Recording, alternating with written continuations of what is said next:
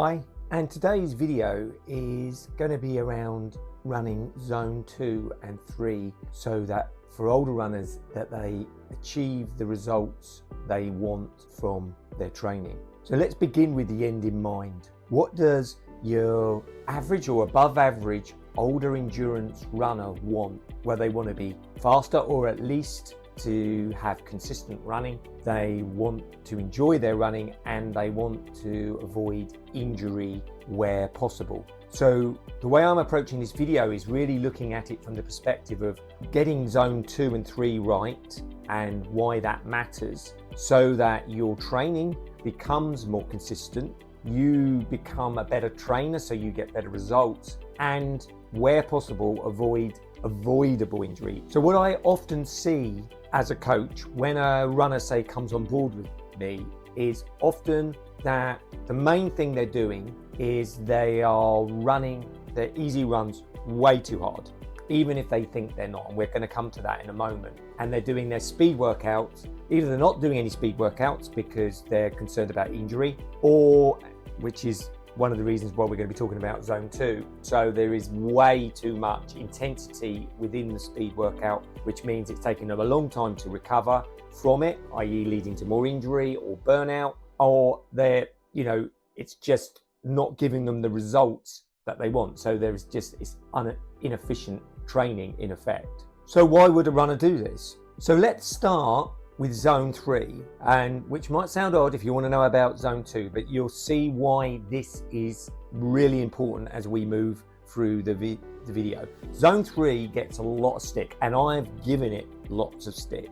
The reason I give it lots of stick is it's misused, and if like anything that's misused, then it isn't useful. But zone 3 done right and in the right place, and not mistaken, as we're going to come to in a moment, to be zone 2, which is why I'm starting with zone 3, is a useful place, but it's all about dosage. So for example, if you are a chef or a cook and you want to cook tasty food, salt is a primary ingredient in food. If you have too little salt in food, even though people don't always know it's the salt's fault, they will tell you the food is bland, it doesn't taste of anything. Or if somebody accidentally misreads the instructions and puts loads of salt into food, then it's uneatable. It's just not great.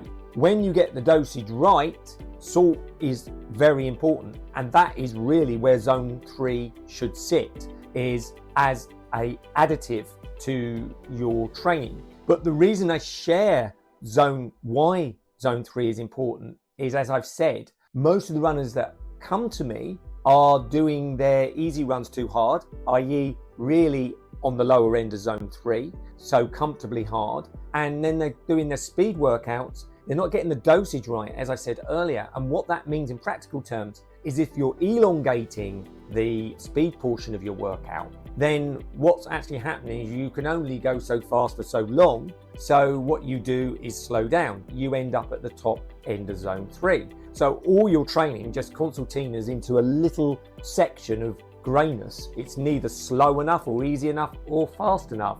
That's where plateau lives. If your training is plateauing, I can almost guarantee that's what's happening. And if you're getting a lot of injuries, you're running in this area. So it's really important to not demonize. It's not a demon or an angel, zone 3, but to understand that, like the salt, you've got to use it in the right places. And let's make one thing clear.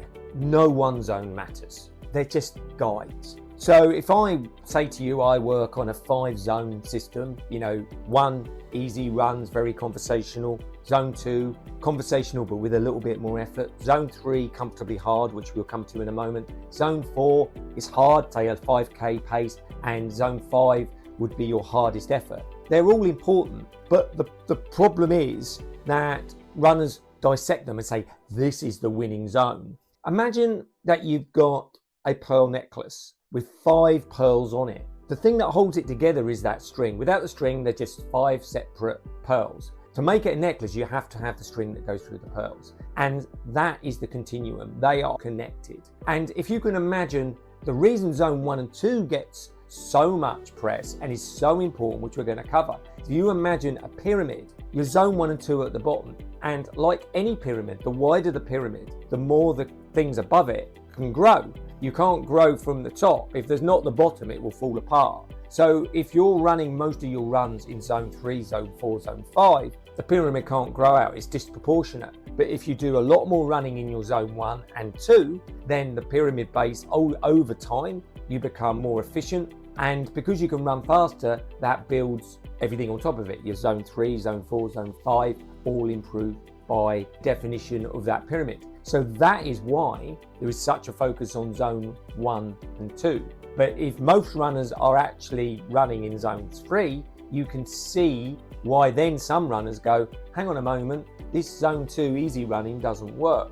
But the thing that they're getting misunderstanding is, as I've said, all zones have their place, but it's the dosage, as I said about the salt earlier, the dosage of how you do those runs, and that will give you the results. However, the problem is that runners love to run as fast as they possibly can.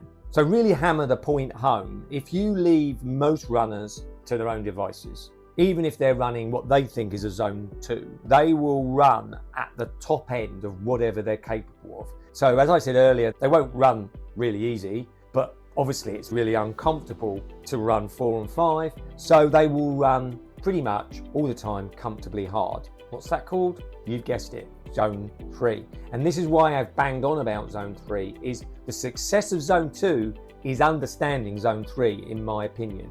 So to really hammer the point home, overdosage on zone 3 spoils the training balance in effect, and runners suffer, as I've said earlier, potential for more injuries and stagnation in their training. So zone 1 and 2 become really about self-awareness, so that you are awake to when you are in that zone or when you're straying into zone 3, not to demonize it, just to know when you are actually doing that and how to pull back. So I often say to my runners, don't become a zone creep. So what I mean by that is, if it's about awareness, how do you become aware? The best way, in my opinion, is to make sure that your zone 1 runs are really, really conversational, really easy. For zone 2, it would be like a robust conversation you and I could have, but you'd have a bit of effort in your voice, but you would be able to talk. Now, if you're running at the top of in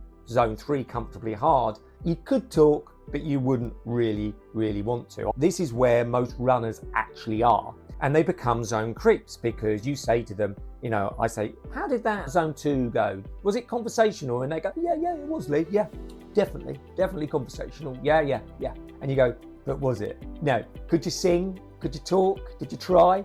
No. Now, the belt and braces of this, you know, if you want to go into the how you define this, a lot of coaches would tell you heart rate. I think for a lot of older runners, this is you get into the weeds. One, heart rate on a watch, it couldn't find its own backside with its finger. Let's be honest, most of the time. And it's so variable. One day, if it's a bit loose, a bit tight, it's all over the place. All right, Lee, say, I wear a chest strap, I'm good. But even then, a lot of times with older runners, you've got the situation that they say, oh God, if I'm in zone 2, I'm walking because my heart rate told me. For me, I find the best combination is to get out there, do a benchmark run, get your heart rate threshold and your pace thresholds. But what we tend to do with our coaching, and I prefer to do this, is run to field predominantly. So if they're running in zone 2, I say I want it conversational. I want you to be able to speak, count, or sing, whatever you want to do. But then you check in with, say, your zone 2 pace. So you look at your watch and you might look and go, oh, I'm at the top end of that pace. So you've got a belt and braces scenario where the first check-in is your breathing, because that will give you the quickest feedback and the most instant feedback. Because if you went just by pace, there are going to be times that that's going to be inaccurate. Running up a hill, not feeling well on that day, a 40-mile-an-hour wind, the weather being 40 centigrade, all these scenarios, your breathing will tell you instantly what zone 2 is internally, and then you can use an external metric of pace to just have a check-in and go, yeah, I can vary that a bit. I need to slow down a little bit, get the same benefits for less effort. So that's how I would approach zone 2 from a logistical point of view. So why don't we just do this? If it's that simple, just running to feel, speaking, checking in with your watch, hey presto, we're done. Why has this video gone on for so long? Because we're human. We've got egos. Egos are brilliant, but they can get in the way. Egos are great for, I'm gonna, run an ultra. That was my ego. My ego set that target. That silly thing to do at 60. But once you start training, you don't want your ego in there telling you that, this feels too slow. So egos get in the way. So you've got to be aware of your ego. You've got to have someone, and I know it's a pitch for coaching, external to you that can say, hey, wind it in a bit. Why are you working that hard? You could work less and get the same results. Why not do that? Save energy. So, or you've got to become very good at becoming more self-aware and being aware of ego, running just to please yourself in the short term or to compete with somebody else or compete with a past version of yourself. Once you've got that awareness, then running zone 2 and keeping out of zone 3 or being only in zone 3 when you need to be becomes a lot easier once you accept that we have these things called egos and that they do drive us, in training at least, off a cliff sometimes. So I know we've covered a lot and it was meant to be simplifying it. So zone 3 is about dosage. It's not a bad zone. It's only a bad zone if you use too much salt. All zones are important. Remember the pearls on the string? Remember the 5 pearls. The string that runs through it is what holds that together.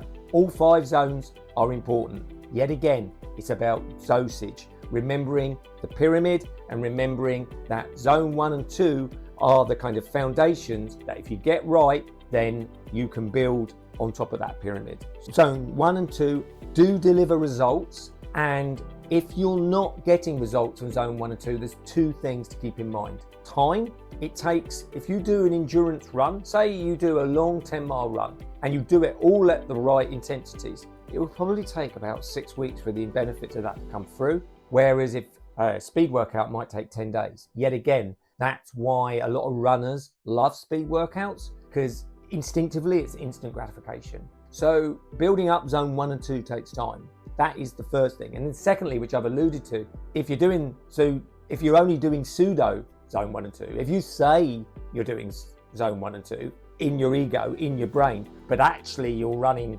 comfortably hard, you are actually doing loads of zone 3 training, and that's the results you will get. And the results from continuous zone 3 training are plateauing of results and more likely injury. If those are the things that are happening, I can almost guarantee, or at least it will be a massive part, that you are predominantly running most of your running in that comfortably hard. Hopefully it's helped demystify the zone 1, 2 and 3 thing, and you're probably in zone 3, and if you're in zone 3, you can identify why, and you can self-coach to get out of that. Now, if you don't want to self-coach, you can always have a coach. Now, if you're not ready for a coach or you're not sure, then you might want to try my Marathon Maximizer audit. Basically, I'll look at your training plan, send me over a questionnaire that I've given you, and then I do a full audit of your training plan. And a bit like what we've been talking about, I can tell you what you've done right, what you've done wrong, but not only that, at the end of the audit, once you've done that,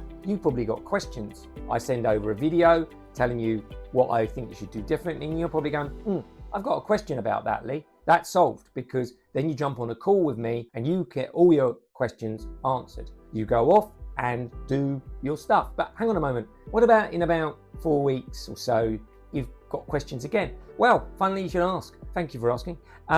We have another call. And how much does this cost? Well, just £39.